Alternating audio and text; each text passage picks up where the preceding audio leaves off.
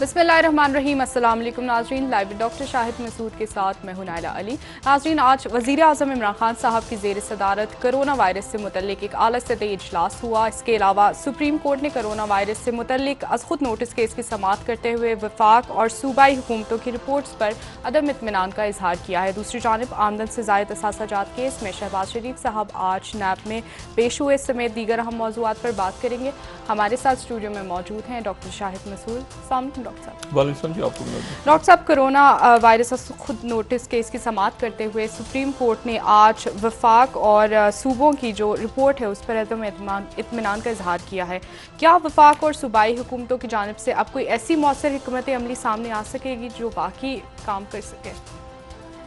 Supreme court की तरफ से जो बात आज आई है, आप ये देखें कि एक तो होता है ना कि अदालतें किसी मुकदमे के ऊपर कोई फैसला, कोई मतलब कोई कत्ल का केस है, ठीक है, कोई चोरी डकैती का केस है, इस मुल्क में अदालतें अब ये कह रही हैं लोगों को कि आप अपना काम करें। यानी अंदाजा लगाएं कि ये मतलब कोई झगड़ा फसाद नहीं, आप अपना काम क्यों नहीं करते? जिसका जो काम है वो आप अपना काम कर, ये कोई एहसान नहीं करेंगे, आप अपना काम क्यों नहीं करते? और मुख्तलिफ जो अदारे हैं उनको कई सालों से मैं तो देख रहा हूँ, सुप्रीम कोर्ट कह रही होती है या हाई कोर्ट कह रही होती है आप अपना काम करें, बस इतनी सी बात। ठीक है ना, आपने ये बिल्डिंगें क्यों खड़ी कर दी यहाँ पे नाजायज? आपने ये रिफॉर्म्स क्यों नहीं किए या किए हैं? तो अब यहां पर भी वही मामला, अदालत कुछ नहीं कर, अदालत कह रही है कि आप काम क्यों नहीं कर रहे? आप हमें बताएं इस मुल्क के लोगों को कि इस मुल्क के लोग कहां जाएं। आपने एक पॉलिसी क्यों नहीं बनाई? चार्जशीट कर दी है, पूरे सिस्टम को चार्जशीट की है अदालत ने, पूरे सिस्टम को, कि आप जो हैं वो किसी किस्म की वफाक में, सूबों में हम आंगी नहीं है। ये अदालत ने नहीं कहा, लेकिन ये बात क्या हर मुल्क का बच्चा नहीं कह रहा कि इस वक्त ये सियासत का वक्त है? अच्छा, एक सियासत, उसमें मईशत बर्बाद हो रही है, उसमें जाने जा रही हैं। कराची में एक और डॉक्टर साहब की जान चली गई और 200 हो गए हैं, 200 जो डॉक्टर्स और पैरामेडिक्स और नर्सिंग स्टाफ, और डॉक्टरों ने आना छोड़ दिया। मीडिया वीडियो पे वो आने, जितना आके चीख सकते थे, रो सकते थे, सर पटक सकते थे, उन्होंने बातें कर दी आके कि जी हमें कम से कम ये तो बुनियादी सहूलियात तो फराम कर दी जाए। लेकिन उसका नतीजा ही निकला कि अब डॉक्टरों से बात करना ही छोड़ दी है, अब डॉक्टरों से कोई बात ही नहीं कर रहा। यानी जो फ्रंट लाइन सोल्जर्स हैं उनको पूरी फैसला साजी से साइड पे फेंक के और फैसले हो रहे हैं। ठीक है जी, करें, अल्लाह ताला खैरियत से आने वाले दिन लेकर आए। लेकिन एक होता है ना कि अच्छी पॉलिसी, बुरी पॉलिसी, एक होती है कोई पॉलिसी नहीं, एक होता है ना कि ये पॉलिसी खराब है तो इस पर तनकीद कर दें, एक पॉलिसी अच्छी आप लॉकडाउन हुआ है, नहीं हुआ है, वो स्मार्ट हुआ है, वो सेमी हुआ है, वो कोई 1/4 हुआ है, कोई 75%, कोई, अब वो बिल्कुल पीछे हटके ना सारे उस पर सियासत शुरू हो गई है। एक बात। दूसरी जो बात है, और मैं आपको एक बात और बताऊं, सिंध हुकूमत को भी चार्जशीट किया है। वहाँ पे ये जो उन्होंने के वफाक के साथ आप बात करें, और वफाकी हुकूमत को भी चार्जशीट की, और ये रियासत का इशू है, रियासत। एक बात। दूसरी जो बात है वो ये है कि वज़ीर आज़म हाउस में, मैं ज़रा इस पर अभी आता हूँ 2 मिनट में, वज़ीर आज़म हाउस में एक और इमरान खान साहब के ख़िलाफ़ बगावत पनप रही है। और ये जो बगावत है ये जहांगीर तरीन साहब की बगावत से ज़्यादा संगीन है। ठीक, उस तरफ मैं आता हूँ। लेकिन उससे पहले एक तो कोरोना पे ज़रा बात कर लें। 21,000 तकरीबन केसेस हो गए हैं पूरी दुनिया में, और सॉरी पाकिस्तान में 21,000 केसेस हो गए हैं और 476 अमवात हो गई हैं। दुनिया जो है वो 3.5 मिलियन केसेस और 2,50,000 अमवात के करीब पहुंच गई है। अच्छा, और इसमें जो एक अहम बात है, ये तो हम ग्राफ्स रोज डिस्कस कर रहे हैं और उस पर करते रहेंगे, वैक्सीनेशन आ जाए कोई। ऑक्सफोर्ड में कॉन्फ्रेंस हो रही है, ये ऑक्सफोर्ड में जो रिसर्च हो रही थी ना वैक्सीन पे, उस पर कॉन्फ्रेंस कर रहे हैं। इंटरेस्टिंगली उस कॉन्फ्रेंस में, वीडियो लिंक पे होगी, लेकिन उस कॉन्फ्रेंस में उन्होंने 3 मुल्कों को शामिल नहीं किया। कुछ मुल्कों को किया, बड़ी कुव्वतों को, कुछ को नहीं किया, सारी दुनिया को तो नहीं कर सकते। लेकिन 3 आम मुल्कों को, बरतानिया की जो मेन रिसर्च हो रही है ऑक्सफोर्ड में, उन्होंने उस कॉन्फ्रेंस में शामिल नहीं किया। एक है चाइना, दूसरा जो है वो है अमेरिका, सही। और तीसरा जो है वो है इंडिया। अच्छा जी, 3 को हटा के वो कॉन्फ्रेंस करी जो ऑक्सफोर्ड की रिसर्च है। अच्छा, अब इससे पहले कि जरा आगे चलें, कल मैंने एक बात की थी तो उसी बात को मैं थोड़ा सा आगे बढ़ाता हूं। कल मैंने कहा था कि जो नई सर्द जंग है वो बड़ी तेजी के साथ तल्ख होती सामने आ रही है, और उसकी जो तलखी है वो आज वॉशिंगटन पोस्ट का एक आर्टिकल जो है, मैं चाहूंगा मैं उससे तरह बात शुरू करूं, फिर उसके बाद पाकिस्तान की सियासत पे और बाकी मामला पे आते हैं। ये वज़ीर आज़म हाउस की जो बगावत पनप रही है ये ख़तरनाक है वज़ीर आज़म साहब के लिए। अच्छा, और उसमें बहुत ज़्यादा वज़रा जो हैं, अब जहांगीर तरीन साहब तो साइड पे हो गए हैं, लेकिन जो वज़रा हैं बहुत ज़्यादा वो वहाँ पे एक आप समझें कि उसमें वो एक बहुत बड़ा इशू खड़ा होने वाला है। ठीक। वॉशिंगटन पोस्ट क्या कह रहा है, ये इसको काइंडली जरा बड़ी स्क्रीन पे कीजिएगा। वॉशिंगटन पोस्ट ये कह रहा है, how Trump can rebuild the navy, create jobs and send China a message. Trump किस तरह से अमेरिका में नई बहुत बड़ी तादाद में जो लोग बेरोजगार हैं उनके लिए नौकरियों का इंतजाम कर सकते हैं, और साथ साथ अपनी नेवी को बिल्ड कर सकते हैं, और चाइना को एक सख्त मैसेज भेज सकते हैं। और उसके साथ ही उन्होंने ये कहा है कि एक बड़ा जो है वो चंद रोज पहले वहाँ पे उन्होंने फ्रिगेट को, एक बड़ा फ्रिगेट जो होता है, बड़ा एक बहरी जहाज आप समझ लें, ये यानी ये कई सदियों से ये लफ्ज़ इस्तेमाल हो रहा है। फ्रिगेट का मतलब ये है कि जैसे पहले ही होता था कि समंदर में जब जाते थे, समुद्री रस्तों के थ्रू, हवाई जहाज तो नहीं था, कार्गो तो नहीं था, तो जितना भी सामान जाया करता था ऊँटों पे भी नहीं जाता था। तो पूरी दुनिया में ये 16वीं सदी, 17वीं सदी, 18वीं सदी के दौरान जो है वो जितना भी सामान जाता था वो जाता था एक ख़ास किस्म के जहाज़ों पे। ठीक।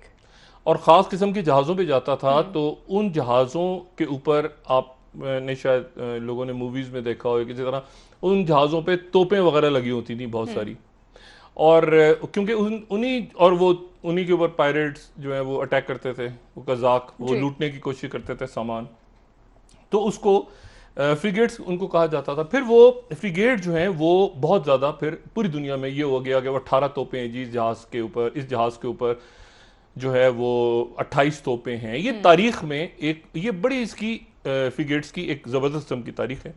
अच्छा, अब जो है वो पहली जंग अजीम, दूसरी जंग अजीम, उसके बाद ये फ्रिगेट्स जो हैं ये पॉपुलर होते गए। अब जनाब क्या हुआ है कि पिछले हफ्ते एक बहुत जदीद, बहुत बड़ा और जदीद तरीन फ्रिगेट जो है उसका इफ्तिताह हुआ है अमेरिका में, FFGX। और ये जो वॉशिंगटन पोस्ट का आर्टिकल, मेरी प्रोडक्शन टीम का लगता रोजा नहीं खोला हुआ, इसको दोबारा बड़ा करें प्लीज जी। अच्छा, FFGX के नाम से उन्होंने जी FFGX के नाम से उन्होंने अपने एक बड़े फ्रिगेट को आज उन्होंने ये कहा है वॉशिंगटन पोस्ट में कि उसका जो आपने इफ्तिताह किया है तो उसको आप फर्स्ट आइलैंड चेन पे तैनात करें। अब ये फर्स्ट आइलैंड चेन क्या चीज है ये समझना बहुत जरूरी है जी। ठीक है। ये फर्स्ट आइलैंड चेन जो है वो ये है कि अगर अमेरिका और चाइना के दरमियान कभी जंग हो, अगर अमेरिका और चाइना के दरमियान कभी जंग हो, अल्लाह ना करे, तो वो जंग होगी बहरुल काहिल में, जिसको पैसिफिक ओशन कहते हैं जी। ठीक है। और इसीलिए पैसिफिक कमांड बनी है, इसीलिए सब कुछ वो ही कह रहे हैं कि इस बड़े जदीद तरीन जंगी बहरी बेड़े को आप फर्स्ट आइलैंड चेन के ऊपर तैनात करें। ठीक है। अच्छा, फर्स्ट आइलैंड चेन जो है ये वो जगह है, ये वो जजायर हैं। ये मैं बात बताना इसलिए जरूरी है कि यहां एक नई जंग, दुनिया एक नई जंग की तरफ जा रही है, और पाकिस्तान, ये पूरा खित्ता, पूरी दुनिया किसी ना किसी तरह उससे मुतासिर होने जा रही है। जंग अगर खुदा ना खास्ता यानी टैंकों के जरिए ना भी हुई तो माशी जंग शुरू हो चुकी है प्रॉपर। आप ये बात कर अच्छा, अब फर्स्ट आइलैंड चेन जो है, उस फर्स्ट आइलैंड चेन वो शुरू होती है, वो ऊपर से जजायर शुरू होते हैं, और जजायर शुरू होते हैं जापान से। अगर आप नक्शे में देखें तो जजायर ऊपर से जापान से शुरू होते हैं और फिर नीचे चलते चलते चलते वो उसमें फिलिपीन भी आ जाता है उसमें। अच्छा ये जो है ना, ये ऊपर ईस्ट चाइना सी और साउथ चाइना सी, ये पूरी की पूरी, ये असल में आप समझे कि ये वो फर्स्ट लाइन है जिसमें अमेरिका बैठा हुआ है। ये जो रेड लाइन है यहां अमेरिकन बैठे हैं, ठीक है। और ये अमेरिकन बैठ गए थे आके सेकेंड वर्ल्ड वॉर में, जब उन्होंने 2 न्यूक्लियर वेपन टपका दिए थे जापान पे और जापान उनका इत्यादी बन गया था, तो अमेरिका यहां बैठ गया था आके। ये फर्स्ट आइलैंड चेन का मतलब है बिल्कुल चाइना के सर पे बैठ गया था। ये शुरू होता है ऊपर से, बिल्कुल आप चले जाएं जापान से, और फिर दरमियान में ये नीचे फिलिपीन तक जाता है, वियतनाम भी आप देखें इसमें आ रहा है, लेकिन दरमियान में इसमें ताइवान आता है। अगर आप तो ताइवान के ऊपर अगर चाइना कब्जा कर ले तो इसका मतलब यह है कि वो फर्स्ट आइलैंड चेन को तोड़ के सेकंड आइलैंड चेन तक पहुंच जाएगा फौरन, ठीक है। और सेकंड आइलैंड चेन के बाद अमेरिका है। सही। चीन के और अमेरिका के दरमियान सिर्फ बहलुकाहिल है। जी। देखें हम यहां से देखते हैं तो बड़ा दूर लगता है ना कि चाइना इधर है तो अमेरिका जो है वो बिल्कुल, हम कई मुल्क मशरिक वस्ता यूरोप इधर से जाते हैं, जहाज हमारे यूं पहुंचते हैं, लेकिन अगर इस तरफ देखें तो चाइना और अमेरिका के दरमियान कुछ भी नहीं है। इसीलिए जापान ने हमला किया था पर्ल हार्बर पे, सिर्फ एक बहरुल-काहिल है।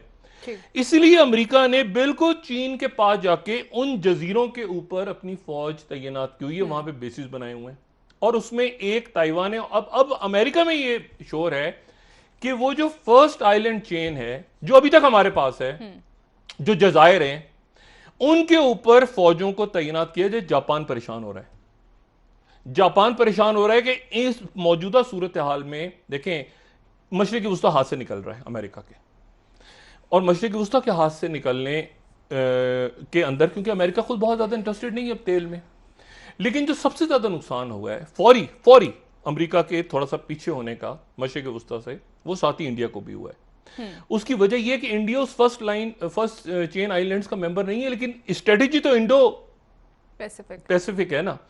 अब मसला यह है कि नुकसान क्या होगा है, सबसे बड़ा नुकसान कि एक तो अरब ममालिक, अब देखें गुजरे चंद दिनों में मशरिक वुस्ता में अरब ममालिक की तरफ से इंडिया के बारे में जो बात हो रही है, इस्लामोफोबिया, कश्मीर, बीजेपी के ऊपर, यूएई के अंदर, कतर के अंदर, तुर्की पहले ही एक वाज़ेह पोजीशन ले चुका है, और ईरान भी ले चुका है। ईरान जहां पे चाबहार के अंदर, चाबहार से जायदान, जायदान से वस्ती एशिया, ये पूरी की पूरी जो इन्वेस्टमेंट थी, इंडिया इतना ज्यादा गिरा ट्रंप के कदमों में जाके कि ईरान हाथ से निकल गया। और ईरान जो है, उन्होंने कहा जी पाबंदियां लगाएं नहीं लगाएं, चाबहार पे करें ना करें, उनकी स्ट्रेटेजिक इंपॉर्टेंस, यानी उन्होंने कोई, यानी ये नहीं कि वो कुछ हमदर्दी के तहत गए थे, वो इसलिए गए थे चाबहार पे कि चाबहार पे जाके वो चाइना को काउंटर करें, और इसीलिए सामने उन्होंने बिल्कुल आबनाए जो हुर्मुज है उसके सामने उन्होंने ओमान की पोर्ट के ऊपर भी उनका इंटरेस्ट, इधर उन्होंने कहा कि अब चाबहार प्रोजेक्ट हो गया जबरदस्त, टोटल जबरदस्त हो गया। और ना हम इंडिया के अंदर ये पोजीशन है, एक माशी बहरान आ रहा है ना, जनूबी एशिया, पाकिस्तान, इंडिया, अमेरिका, हर एक को, चाइना, यूरोप, सबको, लेकिन फौरी तौर पे जो पहली कैजुअलिटीज की हुई है इस रीजन के अंदर वो हो गई है चाबहार जायदान पोर्ट, और जायदान से वो ऊपर जाना था, और फिर इंटरनेशनल रूट के साथ उसको, जो कि अमेरिकन मार्क का एक वो था रूट।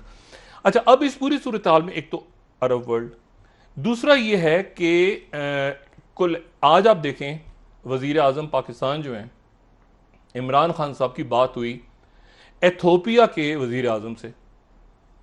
अच्छा, अब इमरान खान साहब एथोपिया के वजीर आजम से बात करें, कुछ समझ नहीं आया। बहुत से लोगों को ये बात कुछ समझ नहीं आई कि इमरान खान पाकिस्तान का वजीर आजम सारा का सारा काम धंधा छोड़ के तो ये क्यों बात कर रहा है एथोपिया के वजीर आजम से, और वो भी इन हालात में एथोपिया का वजीर आजम, उसके बाद ऐलान भी हो रहा है। लोगों ने खबर को लिया नहीं। इस खबर को जरा समझने के लिए अगर वो हम निकालें, एक जबरदस्त थिंक टैंक की रिपोर्ट है, how China financing is fuelling the, अच्छा चाइना फाइनेंसिंग के ऊपर बात करें, एड डेटा, और एड डेटा ये कह रहा है कि चाइनीज बैक प्रोजेक्ट्स जो हैं सन 2000 से लेके वो 2017 तक सबसे ज्यादा कहां गए। अब वो ये पूरा एक मैप है और उस मैप के अंदर वो बता रहे हैं कि जी इस मुल्क में गए, इस मुल्क में चाइना की इन्वेस्टमेंट कहां कहां है। ठीक है, अमेरिका की बात हमने की ना कि वो वहां पे पैसिफिक के अंदर टेंशन डेवलप हो रही है, वो फ्रिगेट को वहां भेज रहे हैं। चाइना की इन्वेस्टमेंट कहां कहां है, तो मैंने कल बात की थी कि अफ्रीका में है। ठीक है, और अफ्रीका में ये अगर आप देखें तो ये बताता है कि सबसे पहले below will look at 3 diplomacy spending hot spots around the world. दुनिया में 3 हॉटस्पॉट कौन से हैं चाइना की इन्वेस्टमेंट के? नंबर 1 पाकिस्तान, यह हॉटस्पॉट है अमेरिका के नजदीक, कि जहां पर चाइना जो है वो $46 बिलियन की इन्वेस्टमेंट के साथ सी पैक 1 बेल्ट 1 रोड प्रोजेक्ट शुरू करने का इरादा रखता है और शुरू कर चुका है। अच्छा, पाकिस्तान तो आ गया समझ में, ठीक है, और हर एक को पता है कि पाकिस्तान। दूसरे नंबर पे चाइना की इन्वेस्टमेंट किधर है? दूसरे नंबर पे चाइना की इन्वेस्टमेंट जनाबे वाला निकलती है एक मुल्क जिसका नाम है इथोपिया। ठीक। अच्छा, और इथोपिया में उनका जो अदीस अबाबा जो उनका कैपिटल है, उसमें वो पहली मेट्रो ट्रेन से लेके $200 मिलियन का जो कॉम्प्लेक्स है वहां पे वो उन्होंने तोहफा दिया है, जहां पे अफ्रीकन यूनियन का हेडक्वार्टर बन रहा है। सिर्फ इथोपिया नहीं, अफ्रीकन यूनियन। और ये तमाम प्रोजेक्ट्स पूरी दुनिया के अगर आप देखें तो ये पूरे प्रोजेक्ट्स कैसे बढ़ते जा रहे हैं। तो अफ्रीका में जो मैंने पहले भी बात की थी कि चैड में जो है वो नाइजीरिया में, अंगोला में, लेकिन इंटरेस्टिंगली पाकिस्तान के बाद दूसरा हॉटस्पॉट जो नजर आ रहा है अमेरिकन थिंक टैंक्स को, वो इथोपिया नजर आ रहा है। अच्छा, ठीक है। और उसके साथ ही श्रीलंका के अंदर बड़ी इन्वेस्टमेंट है। श्रीलंका में तो आपको पता है ना कि वो हमें तोता जो उनकी बंदरगाह है उसको उन्होंने ले लिया, खरीद लिया, उन्होंने ले लिया कई सालों के 99 साल की लीज पे ले लिया इंडिया के अगेंस्ट ही। ओके, मेरे ख्याल से टाइम हो रहा है। वक्फे के बाद जरा बात करते हैं कि वजीर आजम साहब के खिलाफ नई बगावत जो है वो कौन सी जन्म ले बुखारी रही साहब है। ने एक दिलचस्प बयान दिया है, उस हवाले से भी आपसे बात उन्होंने जहांगीर तरीन साहब के लिए दिए, लेकिन ये जो बगावत है ना, ये मुझे नहीं पता कि ये क्यों है और इस वक्त में आप जरा फल हैं। ठीक है डॉक्टर साहब, आपसे मजीद इस हवाले से बात करेंगे। नाज़रीन, ब्रेक ले लेते हैं, हमारे साथ रहिए।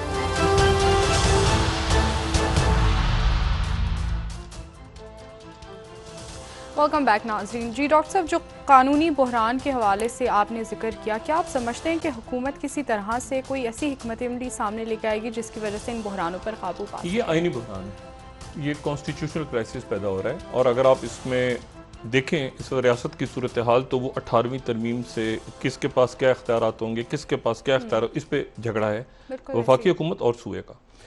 अच्छा, अब इसमें जो एक मैंने बात की ना कि एक और मसला, एक और ग्रुप ऐसा है जो इमरान खान साहब के अगेंस्ट नहीं खड़ा हो रहा, लेकिन वो इमरान खान साहब से ये कह रहा है कि प्रिंसिपल सेक्रेटरी साहब जो हैं आजम खान साहब, उनको उनके ओहदे से हटाया जाए। और ये जो ग्रुप है, इस ग्रुप में जो कहा जा रहा है वो चाहे तो वो तरदीद भी कर सकते हैं, लेकिन परवेज़ खटक साहब भी हैं इसमें, फवाद चौधरी साहब का नाम भी है, गुलाम सरवर साहब का नाम भी है, शेख रशीद साहब भी खुश नहीं है आज़म खान साहब से, वो कहेंगे नहीं इस बात को, लेकिन ये बात जो है एक वहाँ पे एक बड़ा ग्रुप ऐसा है वज़रा का, इसमें कहीं नाम एक वजीर से चूंकि मेरी बात हुई, उन्होंने फिर दूसरे का नाम लिया, 2 से मैंने कंफर्म किया फिर, लेकिन उन्होंने कहा कि मुराद सईद साहब भी साथ हैं। तो बहुत से जो वज़रा हैं वो कह रहे हैं कि जी आज़म खान साहब जो हैं वो अपनी जगह पे ठीक नहीं है, क्योंकि वो हमारी PTI और हमारे जो इलेक्टेड लोग हैं और हमारी जो पार्टी है उसके अंदर वो क्रैक्स डलवा रहे हैं। पहले जहांगीर तरीन साहब को उन्होंने उनके खिलाफ काम करवाया और फिर फिरदौस ईवान साहिबा के खिलाफ करवाया। तो ये तो ब्यूरोक्रेट हैं, तो क्या बड़े रीजनेबल, मेरी उनसे मुलाकातें रही हैं, आजम खान साहब बड़े रीजनेबल, बड़े मुनासिब से नहीं, वो सारा कह रहे हैं कि हम पार्टी तो हम है ना, हुकूमत हम है, तो हमें निकलवाया जाता है, आजम खान साहब निकलवा देते हैं। तो ये आजम खान साहब जो है जाहिर है कि वजीर आजम के प्रिंसिपल सेक्रेटरी हैं, जो भी करेंगे वजीर आजम की नॉलेज में ही होगा, लेकिन वो जो हैं ये सारे जो लोग हैं ये आजम खान साहब से खुश नहीं है और इन्होंने गालिबन वजीर आजम साहब को ये बात रिपोर्ट भी की है। कि आजम खान साहब को हटाया जाए। डॉक्टर साहब, जुल्फी बुखारी साहब ने भी आज कहा है कि पार्टी में जो लोग आए थे वो जुल्फी बुखारी या जहांगीर तरीन साहब की वजह से नहीं आए थे, वो वजीर आजम साहब की वजह से जुल्फी बुखारी साहब का मैं उनका कभी बाद में बात करेंगे। जुल्फी बुखारी साहब जो हैं वो जुल्फी बुखारी साहब के बारे में बाद में कभी बात होगी। मैं सिर्फ ये आपसे कहूँ कि जो आजम खान साहब हैं, मेरी उनसे मुलाकातें नहीं हैं।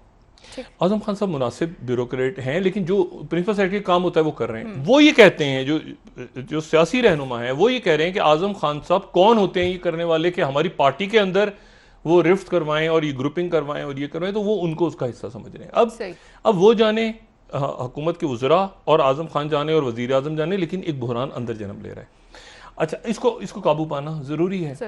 अच्छा, इससे पहले कि मैं आगे चलूँ, मैं बताऊँ आपको, तरदीद करेंगे इस बात की, लेकिन शाह महमूद कुरैशी साहब भी कुछ खुश नहीं है हुकूमत में इस वक्त। ठीक, ये जो मैं जुमला कह रहा हूँ इसको ज़रा इंपॉर्टेंस दीजिएगा। जहांगीर तरीन साहब तो अलग हो चुके हैं, कुछ इस वक्त शाह महमूद कुरैशी साहब भी बहुत ज़्यादा खुश नहीं है।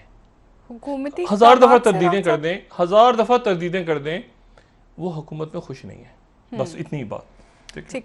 अच्छा, शहबाज शरीफ साहब, डॉक्टर शहबाज शरीफ साहब ओहो गए बाहर। मैंने कहा ना, हम शरीफ फैमिली से हमारा जो एक ताल्लुक है ना, वो अब मैं क्या कहूँ, यानी वो गए और वो वापस आ गए। लेकिन हमजा शहबाज साहब आज पेश नहीं हुए, उन्होंने देखा, वो कहते हैं ना, और वो वापस वो आ गए। नहीं, लेकिन ये है कि अब उनको दोबारा बुलाया नैब ने और दोबारा हो जाए, जब होगा तब होगा। अभी तो 8 तारीख को हमजा शहबाज जो है वो तशरीफ लाएंगे पंजाब असेंबली के इजलास में। अच्छा, ये इलेक्शन कोई नहीं होने जा रहा, ना इनमें से कोई हुकूमत में आ रहा है, ना कोई तरमीमी शर्मी, छोड़ दें साइड पे। ठीक, सिस्टम गिरता हुआ नजर आएगा आपको। ये बात ध्यान में रखिए मेरी दोबारा, सिस्टम गिरता हुआ नजर आएगा, सिस्टम नहीं चल रहा, निजाम गिरता हुआ नजर आएगा आपको। शहबाज शरीफ साहब ने ये भी कहा कि किसी डील के जरिए में बाहर नहीं गया था, किसी डील की सुप्रीम कोर्ट के रिमार्क्स पढ़ने, बस सिस्टम गिरता हुआ नजर आएगा। ये सिस्टम नहीं बचेगा, ये सिस्टम जाएगा।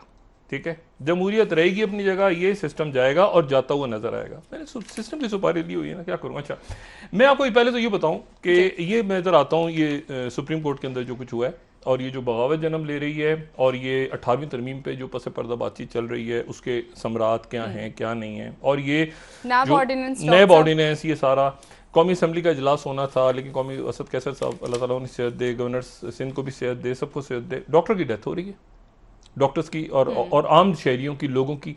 अच्छा, मैं सिर्फ ये बताऊं आपको, ये सियासत पे जरा आता हूं, लेकिन ये कोरोना वायरस के असरात जो मैदान है, मैं आपको सिर्फ ये बता दूं कि तारीख में हमेशा ये हुआ है कि जब रियासतें जंगें होती हैं ना, तो पूरी तारीख उठा लें, उसमें बहुत से कबीले मिल जाते हैं, बहुत से मुल्क मिल जाते हैं, अलाइज होते हैं, इत्तेहादी होते हैं। फर्स्ट वर्ल्ड वॉर में इधर यहाँ ये लोग हैं, उधर वो हैं। सेकंड वर्ल्ड वॉर में ये वो, सोवियत यूनियन, कोल्ड वॉर चल रही है, एक सोवियत ब्लॉक है, एक आपको पता है अमेरिकन ब्लॉक है।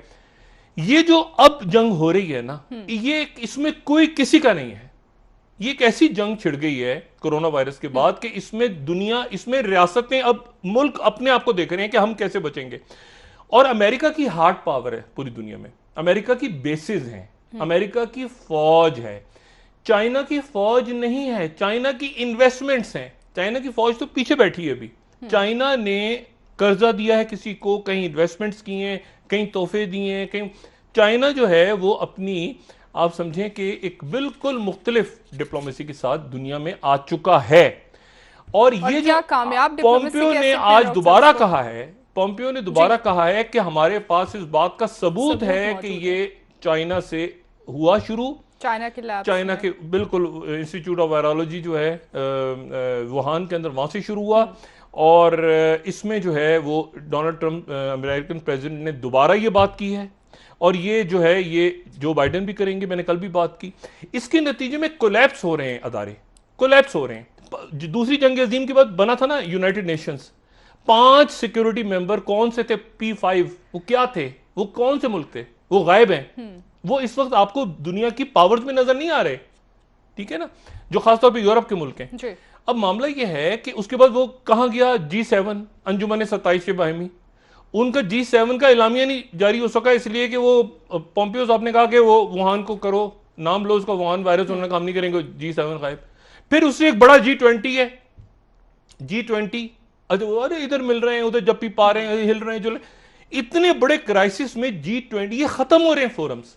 WHO खुद अमेरिका ने बनाया है, ये वो ऑर्गेनाइजेशन थी जो अमेरिका ने बनाई है, और अभी फंडिंग रोक नहीं फंडिंग रोक दी और चाइना की तरफ चले गए। हाँ। अच्छा, मैंने आपसे कहा कि ये पूरी दुनिया जो है ये इस यूनाइटेड नेशंस कह रहा है 2.5 ट्रिलियन दें, IMF से 100 मुल्क पैसा मांग रहे हैं, वर्ल्ड बैंक से पैसा मांग रहे हैं। अच्छा, अब ये मुल्क जो हैं अगर इस क्राइसिस में उनकी ये ब्लॉक्स किस दिन के लिए बने हुए थे, मुझे पता है किस दिन के लिए इत्तेहाद बने हुए थे कि माशी क्राइसिस आएगा तो मईशत में हेल्प करने से मजबूर है अमेरिका या IMF या वर्ल्ड बैंक या यूरोपीय यूनियन या कोई भी अरब कंट्री, आपने सुना किसी को पैसे, कोई किसी को नहीं दे रहा। दुनिया चली गई है इस वक्त, रियासत कोई ब्लॉक नहीं है, ठीक है, इस वक्त ब्लॉक इमर्ज होंगे। देखना यह है कि यूरोप कहां जाता है। यूरोप टूट गया है, टूट से मुराद ये है कि बिखर गया, यूरोपीय यूनियन नामी कोई चीज नहीं है, कोई इत्तेहाद नहीं। मशरिक वुस्ता के अंदर एक नई, क्या वो चाइना की तरफ जाते हैं, अमेरिका के, अब दरमियान में कोई झूल नहीं, ऐसे नहीं हिलेगा कोई नहीं, अपनी जगह हम इधर भी हैं, हम इधर भी हैं, वो either you are with us और अगेंस्ट अस, क्योंकि अमेरिका दोबारा गुस्से में आ रहा है ना। हमारे इतने हजार लोग मर गए, मतलब आप देखिए ना, वहां डेथ्स बढ़ गई हैं, अमेरिका में बहुत डेथ्स हो गई हैं, और वहां पे मुजाहरे शुरू हो गए कि खोलो, क्या झक मार रहे हो बैठे हुए तुम यहाँ पे, तुमने हेल्थ सिस्टम ही नहीं दिया। ठीक है डॉक्टर साहब, दीगर मामलात पर आपसे मजीद बात करेंगे। नाज़रीन ब्रेक ले लेते हैं, हमारे साथ रहिएगा।